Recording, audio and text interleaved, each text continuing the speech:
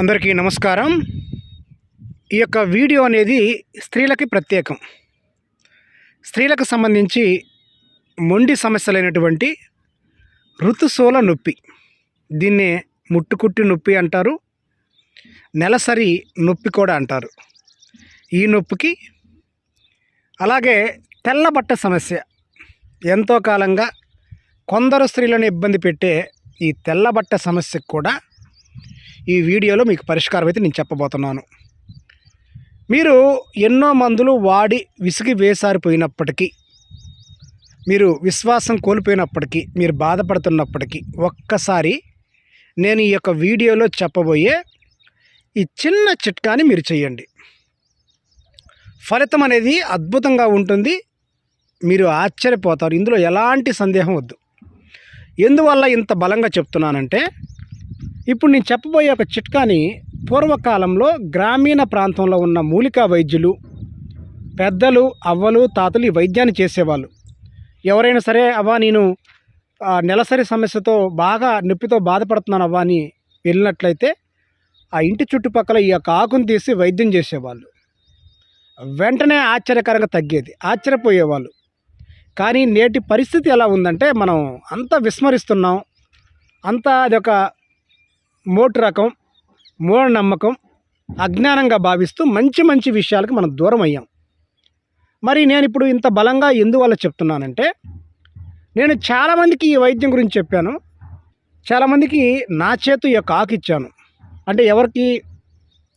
ఈ సమస్యతో బాధపడుతున్న వాళ్ళకి, నెలసరి సమస్యతో బాధపడుతున్న వాళ్ళకి, నెలసరి నొప్పితో బాధపడుతున్న వాళ్ళకి ఎన్నో రకాల వైద్యాల్లో భాగంగా దీన్ని కూడా నేను ఇచ్చాను. చాలామందికి ఆ నొప్పి తగ్గింది ఆశ్చర్యకరంగా. నా కృతజ్ఞతలు కూడా చెప్పారు. మరి అందరికీ ఇచ్చి ఫలితాలు వచ్చిన తర్వాత మాత్రమే ఈ అద్భుతమైన ఈ యొక్క పరిష్కారాన్ని మీకు పరిచయం చేస్తున్నాను. దయచేసి నమ్మండి, నమ్మి ప్రయత్నం చేయండి, నమ్మి ఆచరించండి. ఖచ్చితంగా మీకైతే ఫలితం ఉంటుంది. మీకు ఒక అనుమానం రావచ్చు, సందేహం, మరి ఏది పడితే అది వాడితే సమస్య అవుతుందేమో, సైడ్ ఎఫెక్ట్లు వస్తాయేమో అనే ఒక భయం ఉంటుంది కొందరిలో. మీరు చెప్పింది నిజమే, కొన్నిటికి మాత్రమే వస్తాయి. అన్ని విషపూరితం ఉండవు. కొన్ని విషపూరితాలు వాడితే సైడ్ ఎఫెక్ట్లు వస్తాయి. కొన్ని మనం తెలుసుకోవాలి. అసలు ఆ మొక్క ఏంటి, దాని పేరేంటి, అది విషపూరితమా కాదా, దాన్ని మనం ఎంత మోతాదులో ఎప్పుడు ఉపయోగించుకోవాలి, ఎలా తీసుకోవాలి, దానికి పథ్యాలు ఏమైనా ఉన్నాయా, ఇవన్నీ తెలుసుకొని మనం ఆచరించినట్లయితే అద్భుతమైన ఫలితాలు మన సొంతం అవుతాయి. ఇప్పుడు నేను చెప్పబోయేది విషపూరితం కాదు, మంచి ఔషధ మొక్క. దీని యొక్క ఆకులను కూడా బ్రహ్మాండంగా తినొచ్చు. ఇందులో విషం అంటూ ఏమి లేదు. ఒక రకంగా చెప్పాలంటే, ఒకప్పుడు దీన్ని కొంత భాగాన్ని ఆకుకూరగా తీసుకొని తినేవాళ్ళు. ఇది వాస్తవం, యథార్థం. మరి అంతరించిపోతున్న ఈ జ్ఞానాన్ని మీకు పరిచయం చేయాలనే ఉద్దేశంలోనే నేను నిత్యం కూడా ఇలా ప్రకృతిలో తిరుగుతూ అక్కడ నాకు కనిపిస్తున్న మొక్కలు, చెట్లు, వాటి యొక్క ఉపయోగాలు మీకు పరిచయం చేస్తుంటాను. మరి ఇప్పుడు స్త్రీలకి ప్రత్యేకమైనటువంటి ఈ మొక్కని కొన్ని రకాలుగా కూడా మనం ఉపయోగించుకోవచ్చు. అంటే ఒక మొక్క ఏదైనా సరే 100 రోగాలకి పనిచేస్తుంది అని మనకు ఆయుర్వేద గ్రంథాలు చెప్తూ ఉన్నాయి. కొన్ని అయితే 1000 రోగాలు కూడా పనిచేస్తుంది. అలాగే దీని యొక్క ఉపయోగాలు, ఈ నెలసరి నొప్పితో పాటుగా, తెల్లబట్టతో పాటుగా దీని యొక్క ఉపయోగాలు కూడా మీకు నేను చెప్తాను. కొన్ని అవి ఏంటో ఒకసారి చూద్దాం. ఆ మొక్క ఏంటో మీరు దయచేసి దీన్ని మీరు సూక్ష్మ కోణంలో చూడండి. దీని యొక్క ఉపయోగాలు చాలా ఆశ్చర్యకరంగా ఉంటాయి.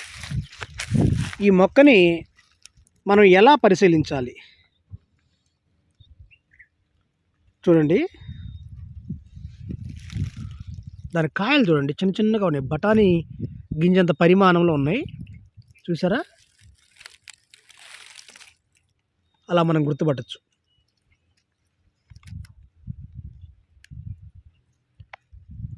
ఓకే, అది చెట్టు అలా పాకుతూ ఉంటుంది. దీనిని గాడిద గడపాకు అంటారు. గాడిద గడపాకు తెలుగులో. దీన్ని సంస్కృతంలో కీటామారి అంటారు. కీటామారి అంటే కీటకాల కాటును తగ్గించే చెట్టు అని అర్థం. పాము కాటికి దీని ద్వారా వైద్యం ఉంది, తేలుకాటికి వైద్యం ఉంది, పేడ పురుగులు, జర్రులు, అలాగే తేలు, ఇలా అన్ని రకాల సమస్యలకు కూడా, అంటే కుట్టిన వాటికి కూడా సమస్యలకి పరిష్కారం ఈ చెట్టులో ఉంది. మరి ఇప్పుడైతే మనం దీని యొక్క ఉపయోగాలు తెలుసుకుందాం. ఎవరైతే జ్వరం సమస్యతో బాధపడుతున్నారో వారు వీటి యొక్క పత్రాలు అంటే ఆకులను తీసుకొని, లేదంటే దీని యొక్క చూర్ణాన్ని తీసుకోవాలి. ఆకుల యొక్క రసం లేదంటే చూర్ణం 1 టీ స్పూన్ మోతాదుగా తీసుకొని దీన్ని తేనెతో కలిపి సేవిస్తూ ఉండాలి. ఇలా చేస్తే జ్వరాలు ఏమైతే ఉన్నాయో అవన్నీ పూర్తిగా నశిస్తాయి. జ్వరాలు.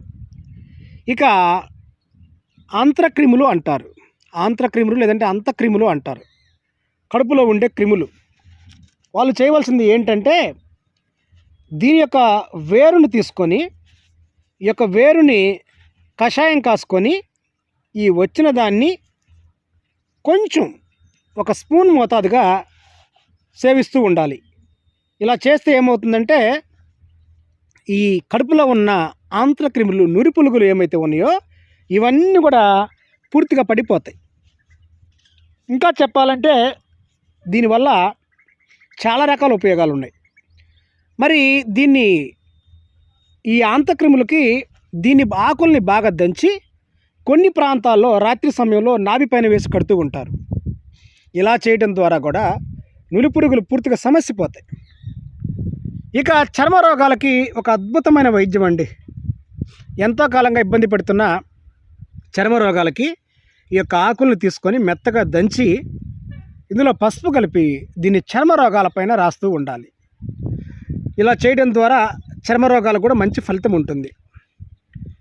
ఇక ఇది కుళ్ళిన పుండ్లు, తెగిన గాయాలు, సాధారణ పుండ్లకి ఒక అద్భుతం. దీని యొక్క పత్రాలను తీసి బాగా దంచి రసం తీసి ఈ రసాన్ని పుండ్ల పైన వేసినట్లయితే పుండ్లు మాడిపోతాయండి. ఎంతో కాలంగా పుండ్లు అలాగే ఉన్న పుండ్లు చాలా త్వరగా మానుకుంటాయి. పుండ్లు మానుతాయి. ఇక రేచీకటికి కూడా ఇది అద్భుతం అండి. పూర్వకాలంలో రేచీకటి ఉందంటే గ్రామీణ మూలికా వైద్యులు ఈ యొక్క ఆకుల్ని తీసుకొని బెండకాయల్ని బాగా దంచి రసం తీసి ఈ బెండకాయ రసంలో ఈ గాడిద గడపాకు యొక్క ఆకుల్ని బాగా ఉడికించి ఈ ఉడికిన ఆకులని ఒక గుప్పెడ మోతాదుగా వరుసగా 10 రోజులు క్రమం తప్పకుండా తినిపించేవాళ్ళు. 11వ రోజు రేచీకటి మాయమయ్యేది. అద్భుతం, చాలా చాలా అద్భుతం అండి ఇది. ఇక సోయాసిస్, చర్మం పైన రకరకాల పొలుసు రోగాలు, పొట్టు రోగాలు, పొట్టు ఊరక రావటం, సోయాసిస్ బాధతో ఎవరైనా సరే ఏ ప్రాంతమైనా సరే చర్మం పైన, మన దేహం పైన, దీని యొక్క ఆకులు, పసుపు, మిరియాలు కలిపి ఈ మూడింటిని ఆవు యొక్క మూత్రంతో నూరి తర్వాత మంచి వంటామదంలో దీన్ని ఉడికించి ఈ ఉడికిన దాన్ని ఈ సోయాసిస్ పైన రాస్తూ ఉండాలి. రాసి కడుగుతూ ఉండాలి వేడి నీళ్ళతో. ఇలా చేస్తే ఎంత కాలంగా ఇబ్బంది పెడుతున్న సోయాసిస్ అయినా సరే వెంటనే పూర్తిగా నశించేది. ఇక ఋతుశూల, తెల్లబడ్డ సమస్యకి దీని యొక్క ఆకుల రసం తీసుకొని ఈ రసాన్ని 1 స్పూన్గా తీసుకోవాలి. ఇందులో 2 లేదా 3 చుక్కల వెల్లుల్లి రసం, 2 లేదా 3 చిటికెల మిరియాల చూర్ణం చేర్చి దీని కనుక మనం తాగిపిస్తూ ఉన్నట్లయితే ఎంతో కాలంగా మనల్ని ఇబ్బంది పెడుతున్న ఋతుశూల అనబడే ఈ ముట్టుకుట్టు నొప్పి, తెల్లబట్ట సమస్య పూర్తిగా మాయమవుతుంది. ఇది అద్భుతం అండి. ఇంకా దీనివల్ల ఎన్ని రకాల ఉపయోగాలు ఉన్నాయంటే A to Z, తల వెంట్రుక నుంచి కాలిగోటి దాకా స్త్రీ పురుషులకు లింగభేదం లేకుండా ఎన్ని అవయవాలైతే ఉన్నాయో అన్ని అవయవాలపైన వచ్చే జబ్బులకి, రోగాలకి, సమస్యలకి ఇది ఒక పరిష్కారం. ఎంత గొప్పగా ఉండేదంటే పూర్వకాలంలో దీని యొక్క ఆకుల రసం ద్వారా విషపూరితమైన భయంకరమైన పాము కాటు విషాన్ని కూడా విరుగుడు దీని ద్వారా ఉండేది, దీని యొక్క రసం ద్వారా. అంటే ఇప్పుడంటే ఆధునిక వైద్యం అందుబాటులోకి వచ్చింది కాబట్టి దాన్ని ఎవరు పాటించట్లేదు. కానీ ఎలా చేశారో తెలుసుకునే అవకాశం మనకు ఆయుర్వేద గ్రంథాల్లో ఉంది. కాబట్టి ప్రతి ఒక్కరూ దీనిపైన ఒక అవగాహన పెంచుకోవాలి. ఇది పిచ్చి మొక్క కాదండి.